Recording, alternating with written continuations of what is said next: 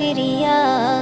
রমজানেরই মাসে এলো খুশির খবর লইয়া, তোমরা রহমতেরই মাস পায়া থাইকো না ঘুমায়া, তোমরা রহমতেরই মাস পায়া থাইকো না ঘুমায়া। রমজানেরই মাসে এলো খুশির খবর লইয়া, তোমরা জানাও গো শুকরিয়া। রমজানেরই মাসে এলো খুশির খবর লইয়া, খুশির খবর লইয়া। রহমতে বরকতে ভরা রমজান শরীক সবার সেরা,